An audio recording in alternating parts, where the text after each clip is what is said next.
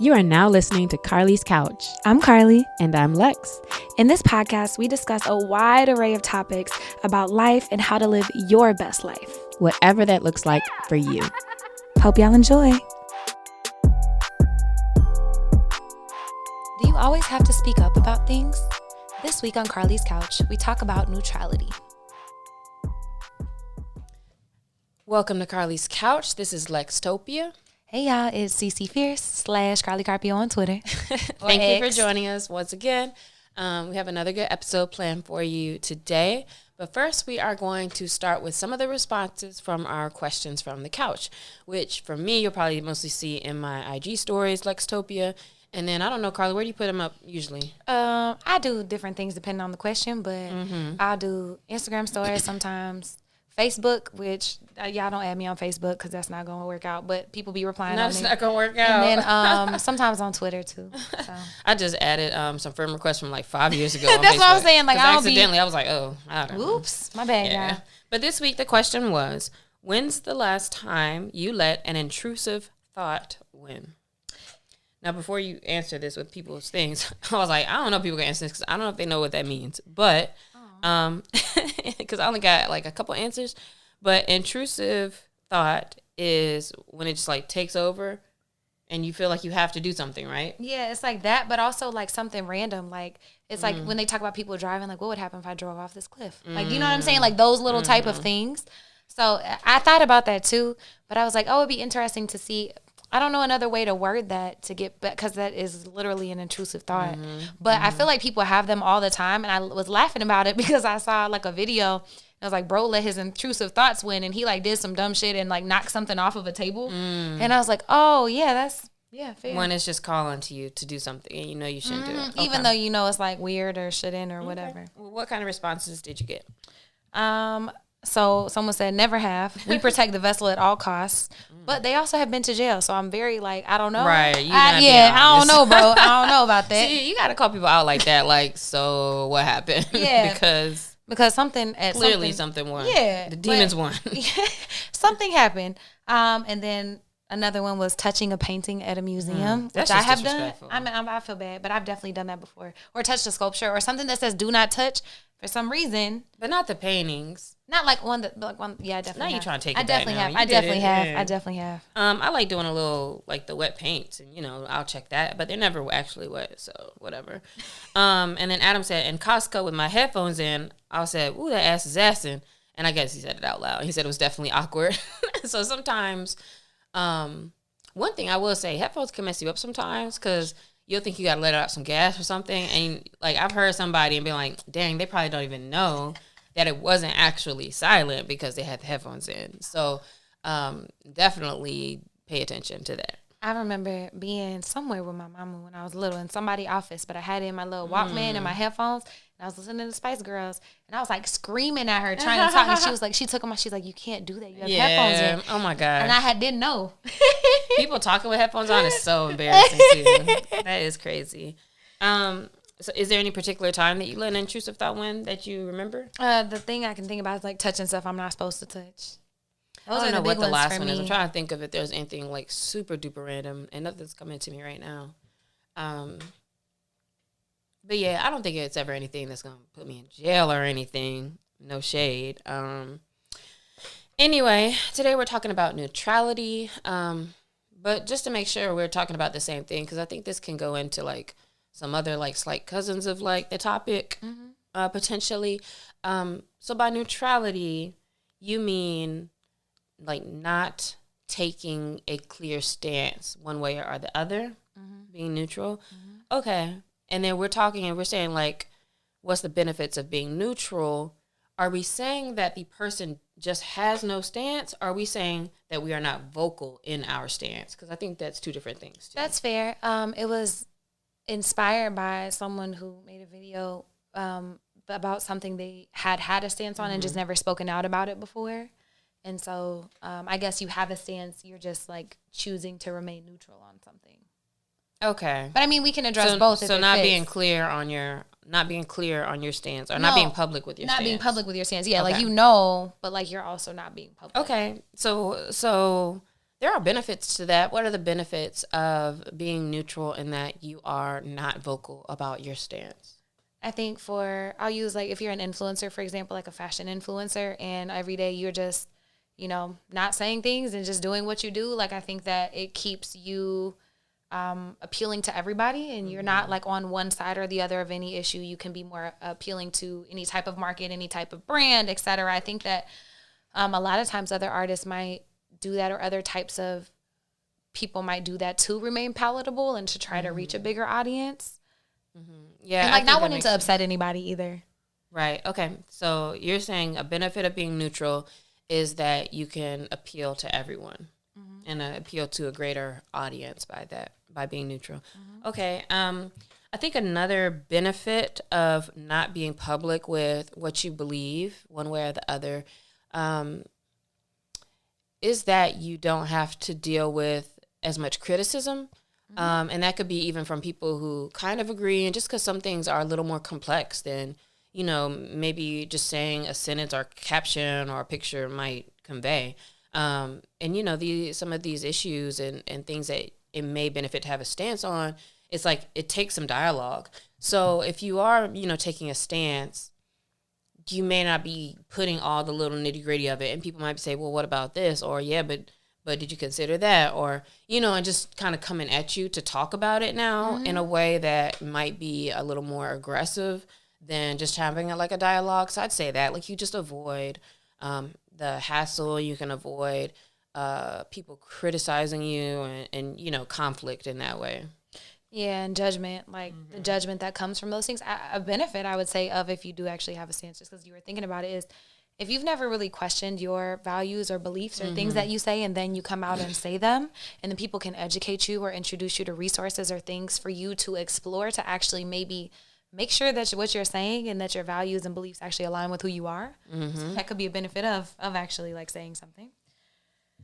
With the benefit of saying it? Yeah. Oh, okay. Yeah, I was going to say benefit of it. A benefit of being neutral, though, is that nobody does have to correct you. So, you get to believe what you want to believe, and you just keep on moving. But is being neutral keeping us from progress, do you think? So does not speaking up publicly on things keep you from progressing? Progressing. I think it can. I think as being neutral keeping us from progressing. I think so. I think it can. And maybe define progress in this case too, because are you talking about progress like the world being a better place? Are we talking about progress like you can still make a lot of money? Yeah, the things that keep us from not. I didn't have a particular one in mind, like whenever I started talking about neutrality, but I think in like one, yes, not saying things is keeping the world from progressing. So that's a thing. But then I'll also say it could be holding back you from finding your niche in people. So for example, if you're trying to appeal to everybody, you don't really know who your raving fans are. And so for a business, those are people who like are your people. They're your ideal customer, the people that will hang with you, no matter what you're doing, all that stuff. But if you've never made a clear stance on anything, it's kind of hard for someone from the outside to maybe see that you're their person. So it probably could actually keep you from growing your business, like in that sense. But I thought you just said when you keep it to yourself that you appeal to everybody. So that is your appeal to people. Yeah.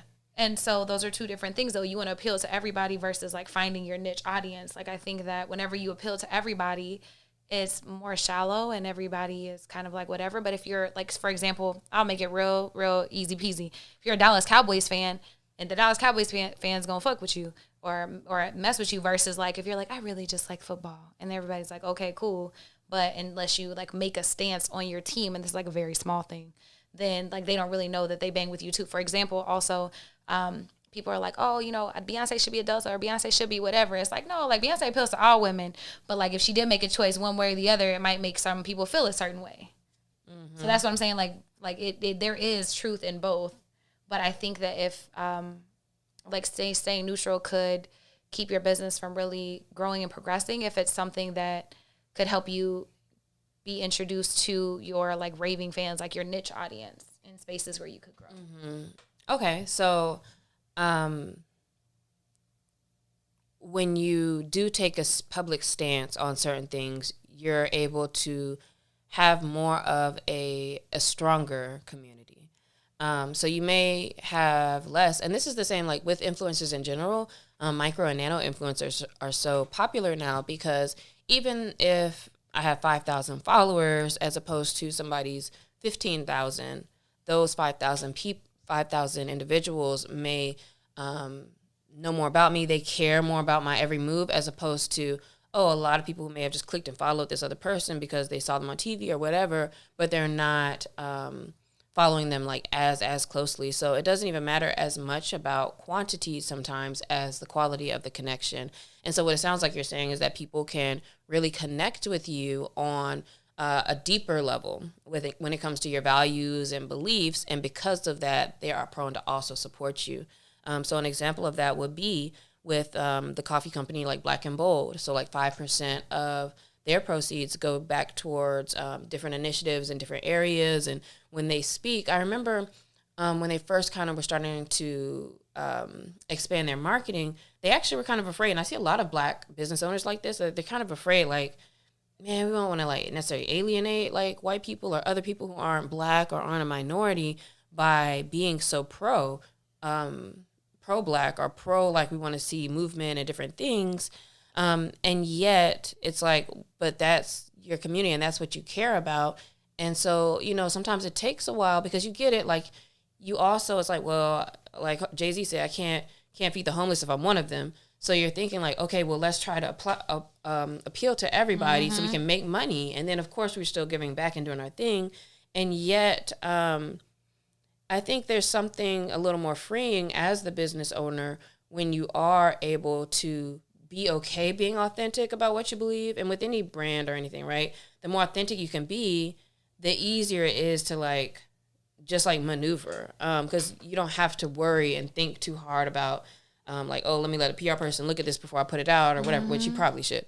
But what I'm saying, I guess, is that now, when they were talking about a lot of the things that were going on, like during 2020, et cetera, it only made more people want to support because they wanted to help have that with that same goal.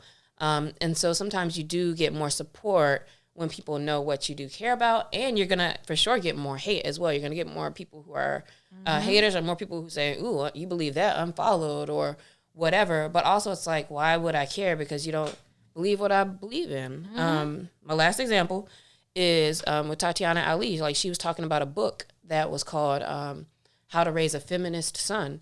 And it was almost kind of sad. And we talked about this like, dang, it's kind of sad that so many people were like, oh, so you want your sons to be a slave to this and that? Or like, oh, so you believe women should be over men? And like the things people saying, it's like, you really just don't know what words mean. Like, and it's like they think that she's saying like she wants her son to be effeminate, and it's like this is literally just saying being a feminist like women should have equal opportunity. Like what's going on? But it's so unfortunate that like those things can like get to people like that. But a lot of people were like, I'm follow. I can't watch this anymore. I can't look at this, and it's just like, okay, like first of all, why do you think anybody cares? And second of all, it's like, well, okay, so now I'm curating the community that makes sense, right? Yes. And the people that I want to be talking to who, because they understand what's going on here, they're more liable to support you. So it's okay to not have everybody on your side, especially if you're on the right side of things. And I think the only unfortunate thing maybe is that, and even like with our last episode too, I kind of thought about this, that, when you think you're right, you think you're right, right? So even if you are pro-slavery or whatever, like you think that's right. And so at the same time, like those other people, they're speaking up to what they want to say and whatever. So you should too. And it's just a matter of being able to like stand on what you really believe. And I think that that's so important. Those are all excellent examples. And what I was thinking, like business and life and for influencers. And I'm so glad you were able to condense what I said into just actually having a stance helps you connect with people on a deeper level because they actually know more about you and they know who you are. And so can you talk a little bit about arenas of neutrality? No.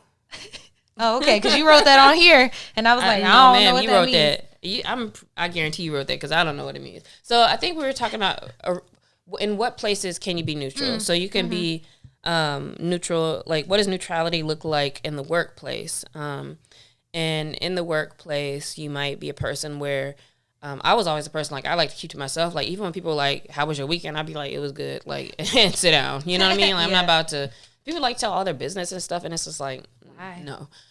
So in the case that you might be thinking about like, oh, I have to work with these people or whatever, right? Because you can make an aggressive workplace. You don't want to always be arguing with people all the time, and yet there is a certain level too where you're gonna like, I'm gonna correct somebody, or if they say something that's inappropriate or whatever, that needs to be done. Hold on, I have a story. So I was interning for a construction company whenever I was in college, and it was right around the time that Barack Obama got elected. And I remember someone asked me who I voted for. And I'm in college. I probably should have known better, but I didn't. Or maybe it doesn't matter, whatever. But I said Obama. And I got into a yelling match with one of my superintendents in front of people. Like he was like, ha, blah, blah, blah, blah. And I was, and so that's very, very interesting. So that's a word. And that's the crazy thing too, is like people like are looking for conflict as opposed to like nobody's trying to just have a conversation either. So it's like, okay. Another space where you can be neutral is in your art. Being neutral in your art is what, like based off of the things that, like, do we expect Drake, because he's Jewish, do we expect him to like have something to say about what's going on with conflict in Israel and Palestine? Anything else kind of in that space? Did that make sense? Yeah, no, that absolutely makes sense. I would just say in writing songs or having music or having art pieces that challenge norms and that are for what you stand for, like that make people think a little bit deeper, or do you just make like beautiful things that aren't really part of like your beliefs and stances on things? And it's so funny because most art does come out of out of a liberal sense or out of a sense of like change is needed. It's so funny because like I was talking to my friend and I'm like, you know what? I realized like literally every portrayal of police in movies is like dirty and or they're dumb because they look at the scene and be like, well, this is obvious and it's all wrong, and like not paying attention to details and stuff, you know. And it's not like these are all like black made movies. These are all the movies. And then I realized like, oh yeah, but you know, probably people say this like Hollywood is kind of a little more on the liberal side, but also it's like, why is there a problem when people say, hey, the police need to be looked at and like there needs to be some changes, when it's like literally every example in pop culture of these things show like a consensus that this is what people think of them. So it's kind of weird. Like all of a sudden when one group says we should have change, then it's like, no, we don't need to change it. And they'll enjoy and agree with and watch like a movie that's showing you the exact problems. But I don't necessarily think that everybody's song has to be like I don't even like listening to Kendrick Lamar like that all the time. Like, you know, I don't think everybody has to be on no conscious rap and stuff like that per se. And yet, you know, there is always layers to like the reason why you're talking about what you're talking about. And so there's always those levels of it there. It's just a matter of like how far you kind of dig to get to it without it being like a very obvious thing. Yeah, because art is a great thing to help, like, to push movements and to radicalize people and to bring people together, but also it's for a release and an escape and different things. So that's on both spectrums. Another arena of neutrality is family. And for me, this is like speaking up at the dinner table to your racist auntie, or to challenge your parents who voted for Trump or whatever. But do you have any other thoughts around family? Yeah, just that I'm not bringing nothing up because I don't feel like talking to you about that. And even with in the public, like I think it's just certain arenas where it's like, is this a space where we are going to have a conversation? Is this a space where people want to be right, or is it a space where people want to talk about information? And once you realize that, it like, I don't think it's wrong to say like, I don't need to bring up certain things at work or talk about certain things because, or at least once you've already done it, right? If you already know how it is and like this isn't going to help anything, then cool. That doesn't mean you're not public about it when you have a chance. So I don't let like a family member or somebody say something and I'm like, you know, just not say anything all the time, but you can pick and choose when it makes sense to speak to certain things. Yeah, because I'm the person in my family who always says something. Mm-hmm. And one of my cousins wasn't talking to me for a couple of years just because he's ridiculous. And and people are so wild. Like, but it's also like, I know that that's a dead end and we just gonna fight. And so he knows I don't agree. We don't argue, but he knows where I stand. And I was like, yo, if you ever have questions or want to talk, it's a thing. But to him particularly, I don't, because he's a brick wall right now.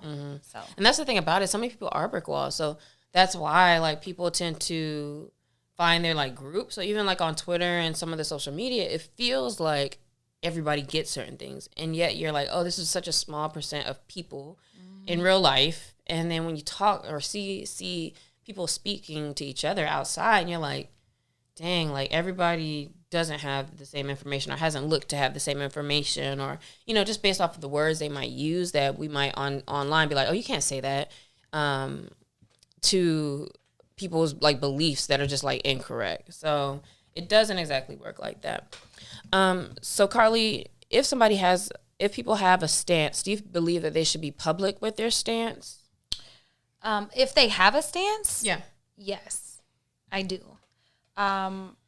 I have on here, absolutely not. If you don't know what the fuck you're talking about, you probably shouldn't. Or it could be more harmful to a situation. But if it's something that really aligns with your values, then yes, I think you should. And I also think that in matters of greater humanity, like, absolutely, like, using your voice is important. Mm-hmm. I absolutely think that people should be public with their stance. And then if you have a stance, then it should be informed, at least by something. So otherwise, I would encourage people to be open to, like, read about things and see what's challenging your stances so that you can be open to, like, getting knowledge. But also, like, I don't think you should be afraid to speak to what you believe in that case. So I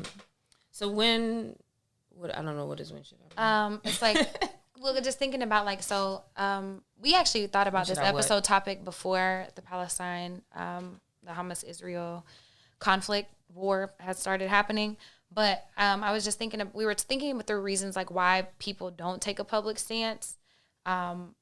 And I was just furthering a thought, like, you know, if you maybe you want to say something, like, when is a good opportunity? And then the first thought is to become knowledgeable about something. Like, you probably should do research and ask questions. There's enough resources out there. If something is on your heart, or if you just want to understand, which I think everybody should, for the greater humanity, but making sure that you're knowledgeable on something first. But I think that not being knowledgeable is something that holds people back from making public stances.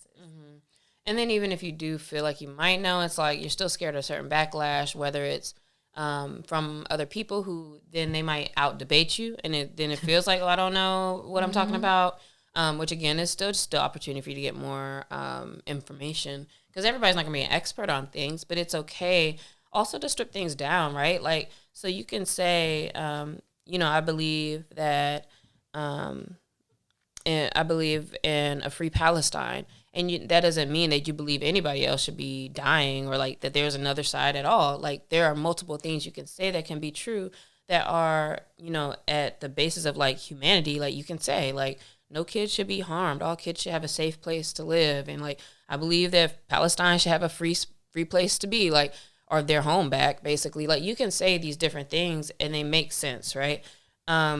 And so also I think it's like people are afraid to speak up and have a public stance because there is so much nitty gritty.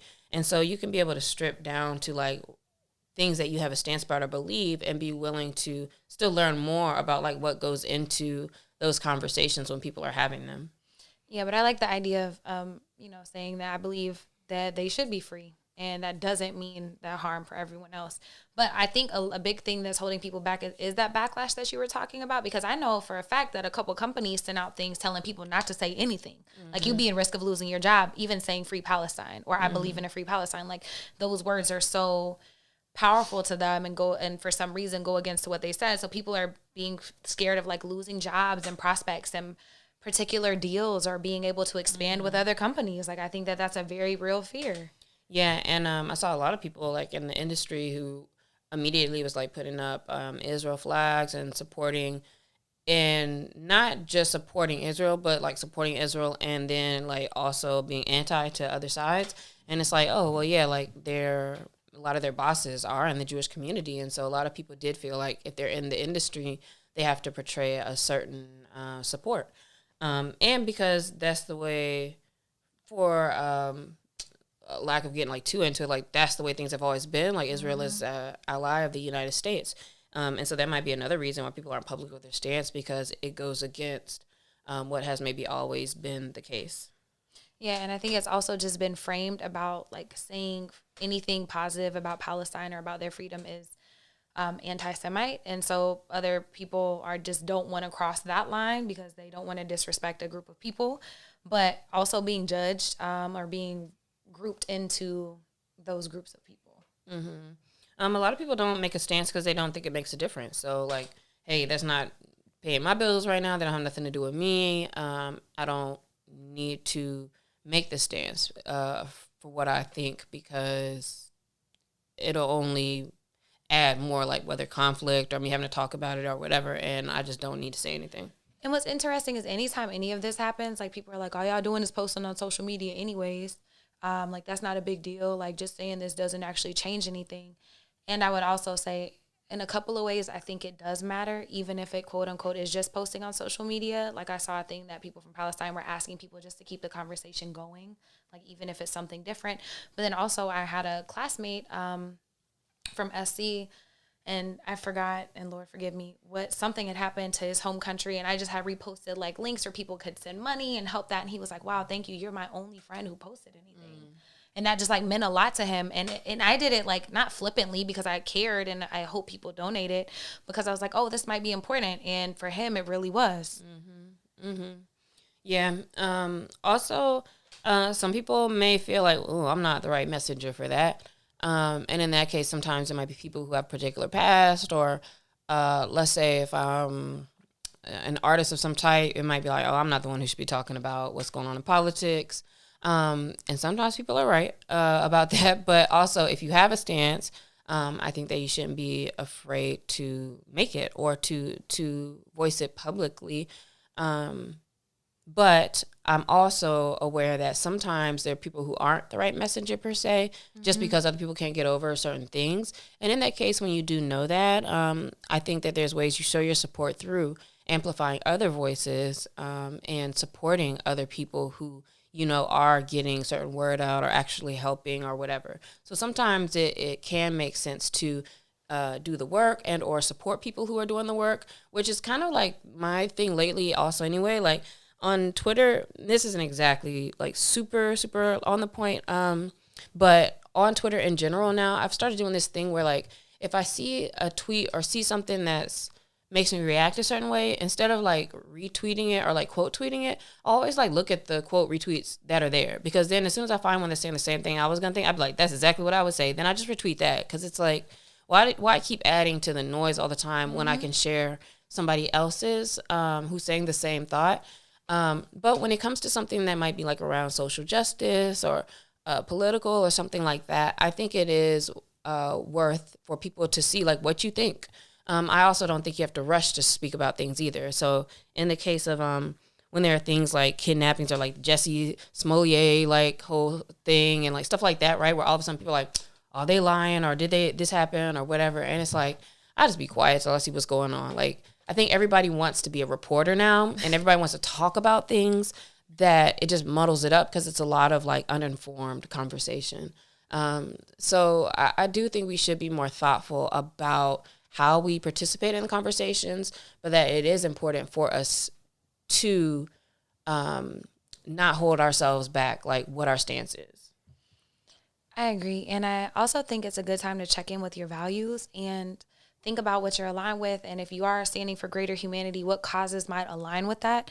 Because the last thing is people don't really share things, or they don't like speak up for things because they feel like they're maybe not directly affected by it. But in this here humanity thing, like in the whole world, like we actually are affected by things, even if it's like a falling domino effect. And it made me think about the poem by Pastor Martin Niemöller. It's like, first they came for so-and-so, but it wasn't me. And then they came for this, and then it wasn't me. And then it came for this, and it was about the Jews. And then he ended it with like, you know, but then there was nobody left because you didn't speak up for anything else that was happening. And so you end up being eaten up because you're the last person standing, but none was ever affecting you. But now you're alone and there's nobody to stand with you. all of that to say, when you're clear on your values and you know what you stand for, and there are causes that seem like you might need to care about them, do your research, get well informed, ask questions, be okay with maybe getting some wording wrong and not being perfect. But I do think it is important to use our voice to stand up for things that we believe. Yes. So be sure to do that. Don't just be a neutral voice out there. Speak up. And we will see you next week. Yeah, and the big and little things, they matter, y'all.